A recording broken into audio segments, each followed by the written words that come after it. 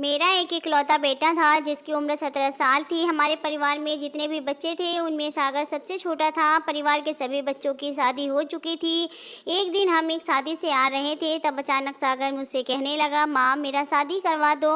मैं चौंक गई कि मेरा बेटा आज अचानक शादी की बात क्यों कर रहा है। मैंने उसे कहा, बेटा तुम अभी छोटे हो, शादी करने के लिए पहले बड़े तो हो जाओ। तब बेटा बोला, लेकिन माँ मैं अब बड़ा हो गया हूँ। मैंने कहा, पहले तुम अपनी पढ़ाई पूरी कर लो। वह कहने लगा, नहीं माँ, पढ़ाई करके मुझे क्या करना है, आगे जाकर मुझे तो पापा का कारोबार ही संभालना है। मैंने उसे समझाने की कोशिश करते हुए कहा कि तुम इतनी जल्दी शादी नहीं कर सकते हो, अभी तुम्हारी शादी करने की उम्र नहीं हुई है। तब वो जिद करने लगा कि कभी कुछ भी हो, बस अब मेरी शादी करवा दो। मैंने तब के लिए उसे हाँ कर दी और कहा, ठीक है, इस बारे में विचार करेंगे। परिवार में इतने भाई बहन थे पर सागर की किसी से भी बनती नहीं थी और ना तो उसके ज़्यादा दोस्त थे। सिर्फ एक ही दोस्त था जो हमारे ही मोहल्ले में रहता था। उसका नाम आनंद था। उसका परिवार बहुत अमीर था, शहर के जाने माने अमीर लोगों में से था।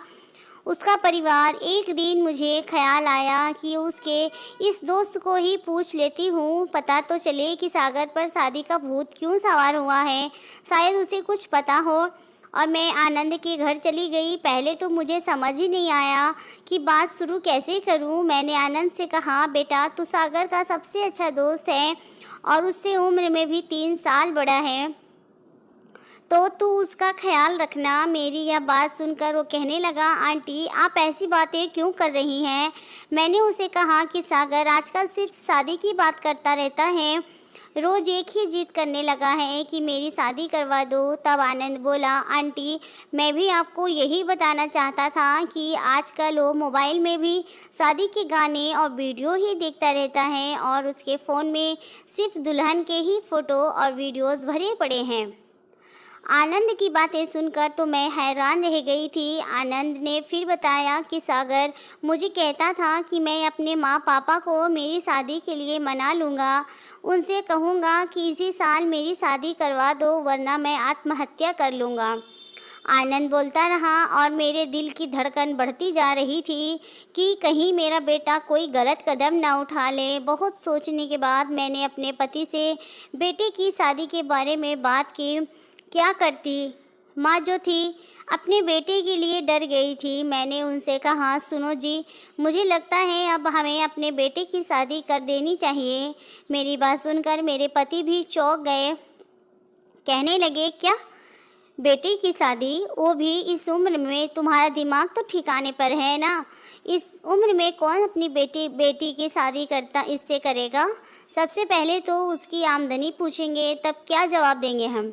मैंने कहा, बता देंगे कि घर का कारोबार ही संभालता है। मेरे पति ने गुस्से से कहा, ठीक है, जो मर्जी आए वो करो, वैसे भी सुनता कौन है मेरी यहाँ। पति से बात करने के बाद मैंने अपनी सहेली से कहा कि मुझे सागर की शादी के लिए एक अच्छी लड़की की तलाश है। वो भी चौंक गई और कहा कि शादी, वो भी इतनी छोटी उम्र में, क्या सोचकर उसकी शादी करवा रही है।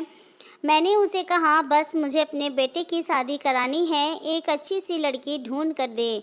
उसने कहा, ठीक है, लड़की तो मिल जाएगी, लेकिन मुझे उसे संभालना पड़ेगा। कहीं ऐसा ना हो कि आज तेरा बेटा शादी की जिद कर रहा है और कल वो तलाक के लिए जिद करे। मैंने उसे तसल्ली देते हुए कहा कि तू टेंशन मत ले, वो सारी जिम्मेदारी मेरी, तू बस लड़की तलाश कर। और फिर उसने एक लड़की दिखाई, उसका नाम गंगा था। गंगा दिखने में बहुत सुंदर थी। मैंने अपने बेटे की बड़ी धूमधाम से गंगा के साथ शादी करवा दी। शादी के दूसरे ही दिन सुबह के 4 बजे मेरे बेटे ने मुझे उठाया और कहा कि माँ ज़रा गंगा को देखो ना। मैंने उसे कहा कि मैं कुछ समझी नहीं। तब उसने बताया कि गंगा की तबीयत ठीक नहीं लग रही है।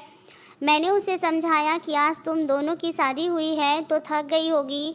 तब बेटा घबराते हुए बोला, चलो ना माँ, गंगा मर जाएगी, उसकी तबीयत ज़्यादा ख़राब हो चुकी है, उसे अस्पताल लेकर जाना पड़ेगा। मैं भागती हुई गंगा के कमरे में गई और पूछा, बेटा क्या हुआ है तुझे। लेकिन वो एक शब्द भी नहीं बोली, बस चुपचाप बेजान सी पड़ी रही। मैं अपने पति के पास गई और उनसे कहा कि गंगा की तबीयत ठीक नहीं लग रही है, उसे अस्पताल ले जाना पड़ेगा। मेरे पति ने गुस्से में मुझे कहा, हाँ हाँ तो ले जाओ ना, मैंने पहले ही कहा था कि शादी भले ही करवा लो लेकिन उसके बाद की पूरी जिम्मेदारी तुम्हारी होगी। मैंने उनसे कहा, वो बहू है, अब हमारी कुछ तो रहम करो। पति ने गुस्से से कहा, ठीक है चलो। फिर मैं गंगा को अपनी डॉक्टर सहेली के पास ले गई। तब डॉक्टर ने गंगा को चेक करके मुझे बताया कि मैंने उसे दवा दे दी है, तेरी बहू की तबीयत अब थोड़ी ठीक है। लेकिन आजकल के ये मर्द भी ना सारी हद पार कर जाते हैं, बिना सोचे समझे कुछ भी ना करने का कर देते हैं। मैं कुछ हद तक उनकी बात समझ गई थी। फिर उन्होंने कहा, आपका बेटा कहाँ है? मैंने उनको जवाब दिया कि वो बाहर बैठा है, वो तो अभी 17 साल का ही है। तब मेरी सहेली मुझे हैरान नज़रों से देखने लगी और बोली, क्या सोच कर इस उम्र में शादी करवा दी? मैंने अपनी सहेली को कहा, मैं मजबूर थी, अगर हम शादी नहीं करवाते तो बेटे ने कहा था कि वो आत्महत्या कर लेगा, हम डर गए थे इसलिए शादी करवा दी। फिर मैंने सारी हकीकत उसे बता दी। मेरी सहेली ने मेरी मजबूरी को समझा और कहा, कोई बात नहीं, अब मैं कुछ दवाइयाँ लिख कर दे रही हूँ, अब ध्यान रखना और आराम करना। मैं अपनी बहू को घर ले आई और उसे आराम करने को कहा। एक दिन ऐसे ही गुजर गया। दूसरे दिन भी गंगा नाश्ता करते वक्त कुछ भी बोल नहीं रही थी। मुझे लगा नया घर है इसलिए झिझक महसूस होती होगी और फिर अपने पति से कहा कि अब आप बेटे को समझा देना, ऐसी बातें आप समझाएंगे तो असर पड़ेगा। पति ने कहा, ठीक है। फिर एक दिन अचानक बेटा और बहू दोनों सुबह घर से बाहर जा रहे थे। मैंने गंगा से पूछा, बेटा इतनी सुबह सुबह तुम दोनों कहाँ जा रहे हो? तब गंगा की जगह बेटे ने जवाब दिया, माँ हम मॉर्निंग वॉक के लिए जा रहे हैं, अभी से आदत हो जाएगी तो अच्छा रहेगा। मैंने कहा, अच्छा है जाओ। फिर मैंने काफ़ी देर तक इंतज़ार किया लेकिन वो दोनों तो दोपहर में घर आए। मैंने पूछा, मॉर्निंग वॉक के लिए इतना वक्त किसे लगता है? तब उन दोनों ने बताया कि पार्क में बहुत भीड़ थी। मैंने भी उनकी बातों को नज़रअंदाज कर दिया। कुछ दिनों बाद मेरा बेटा भी परेशान लग रहा था। मैंने आनंद से पूछा कि क्या तुम्हें इस बारे में कुछ पता है? तब उसने ना में जवाब देते हुए कहा कि उसने मुझे कुछ भी नहीं बताया है और वैसे भी उसकी शादी के बाद तो मुझसे बात भी नहीं हुई है। फिर एक दिन अचानक मेरी तबीयत ख़राब हो गई और मैं अपनी उसी डॉक्टर सहेली के पास गई जहां मैं गंगा को ले गई थी। उसने मुझे कहा, उम्र के साथ साथ यह सब होना नॉर्मल है, ऐसे मर्द तो होते रहते हैं, चिंता की कोई बात नहीं है। और फिर उसने मुझे गंगा की तबीयत के बारे में पूछा कि उसकी तबीयत ठीक है ना?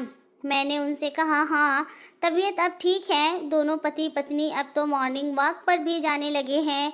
तब डॉक्टर ने मुझे बताया कि उसका ध्यान रखना वरना वो उठने लायक भी नहीं रहेगी। मैं अपनी सहेली की बात सुनकर डर गई।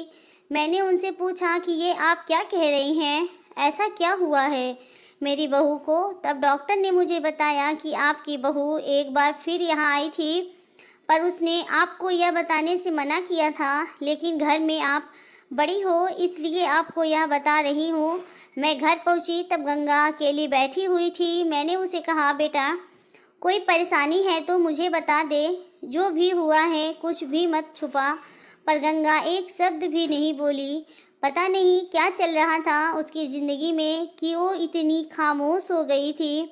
मुझे अब गंगा की फ़िक्र होने लगी थी। मैंने मेरी डॉक्टर सहेली को घर पर बुलाया। उन्होंने आकर गंगा के टेस्ट किए और कुछ ज़रूरी सैंपल भी दिए। अब मैं रिपोर्ट आने का इंतज़ार कर रही थी। जब रिपोर्ट आया तो मेरी आंखें फटी की फटी रह गईं। मेरी डॉक्टर सहेली ने मुझे बताया कि गंगा की हालत का जिम्मेदार मेरा बेटा नहीं बल्कि कोई और ही है। मैं तो सोच में पड़ गई थी कि अगर गंगा की ज़िंदगी में कोई और इंसान है तो मेरा बेटा उसका साथ क्यों दे रहा है। फिर मैंने अपने बेटे से पूछा कि देख बेटा, मुझे अब सब पता चल गया है, अब तो मुझे बता कि बात क्या है, वरना मुझे तेरे पापा को सब कुछ बताना पड़ेगा। मेरा बेटा छोटे बच्चों की तरह मेरे गले से लगकर रोने लगा और उसने जो बताया उसे सुनकर तो मेरा सिर चकरा गया। मेरे बेटे ने मुझे बताया कि माँ, मैं तो कभी भी इतनी जल्दी शादी नहीं करना चाहता था, पर मैं मजबूर था। ये सब मैंने आनंद के कहने पर किया है। मैं सच में नहीं जानता था कि वो मुझसे क्या करवाना चाहता है। मैं परेशान हो चुका था आनंद की हरकतों से। मैं जब छोटा था तब से वो मेरा इस्तेमाल करता आ रहा है। उसने मेरी ज़िंदगी नर्क बना कर रखी थी। उसने ही मुझे कहा था कि अगर तू अपने माँ और पापा को तेरी शादी कराने के लिए मना लेगा तो तू आज़ाद। मैं कैसे भी करके उससे आज़ाद होना चाहता था, लेकिन मुझे नहीं पता था कि मेरी आज़ादी की कीमत गंगा को चुकानी पड़ेगी। माँ, मुझे माफ़ कर दो, मेरी वजह से ही आज गंगा की ये हालत है। मेरे बेटे की बात सुनकर मेरे रोंगटे खड़े हो गए थे। मेरा बेटा और बहू कितना कुछ सहते रहे और हम उनको ही दोष देते रहे। अब तो मुझे आनंद पर गुस्सा आ रहा था। जी करता था कि सामने आ जाए तो गोली से उड़ा दूं। फिर मैंने सारी हकीकत अपने पति को बताई कि कैसे हमारे बहू और बेटे का इस्तेमाल किया गया है। वो भी यह बात सुनकर चौंक गए। मेरे पति सागर से बहुत प्यार करते थे, बस नाराज़ तो उसकी शादी की जिद पर थे। अपने बेटे और बहू के साथ हुआ शोषण वो बर्दाश्त नहीं कर पाए। वो तुरंत ही बेटे और बहू को लेकर पुलिस स्टेशन पहुंचे। वहां उन्होंने आनंद के खिलाफ कंप्लेंट दर्ज कराई और उसे सज़ा हो गई। लेकिन उस रईस की औलाद को पैसे के दम पर रिहा कर दिया गया। पर हमने हार नहीं मानी। गुनहगार को सज़ा तो दिलानी ही थी। हमने सुप्रीम कोर्ट में केस दर्ज कराया। अब उम्मीद है कि मेरे बेटे और बहू को न्याय ज़रूर मिलेगा। सागर ने गंगा से माफ़ी मांगी, पर गंगा के लिए उसे माफ़ करना आसान नहीं था। आखिर वो अपनी जगह ठीक ही थी। जो भी उसे सहना पड़ा उसका जिम्मेदार कहीं ना कहीं तो मेरा बेटा भी था। सिर्फ मेरा बेटा ही नहीं, कहीं ना कहीं मैं भी गंगा की इस हालत की जिम्मेदार थी। हमने गंगा और सागर के रिश्ते को ठीक होने के लिए वक्त देना उचित समझा। मैंने भी अपनी बहू से माफ़ी मांगते हुए कहा, जो भी हुआ उसे भुलाना आसान नहीं है, पर अगर ज़िंदगी में आगे बढ़ना है तो अतीत को भूलना ही बेहतर होगा।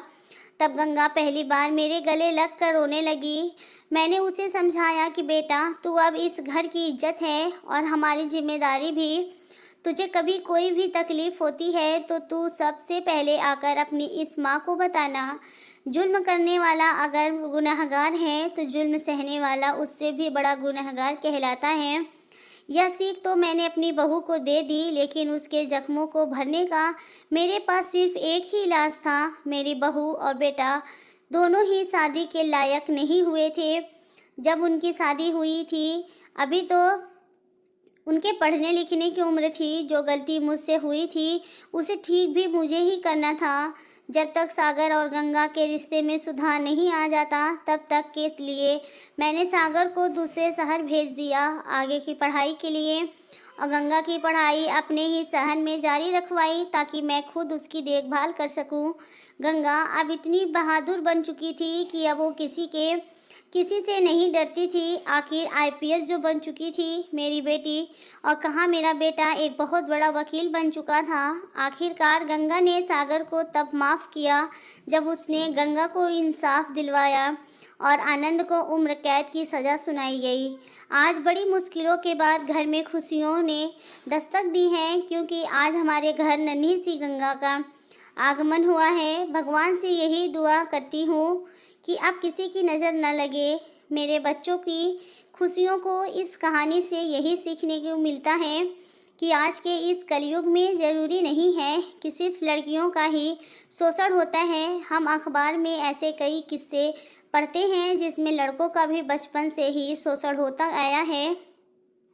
आज के दौर में लड़का हो या लड़की, उन्हें बहादुर बनाएं ताकि वो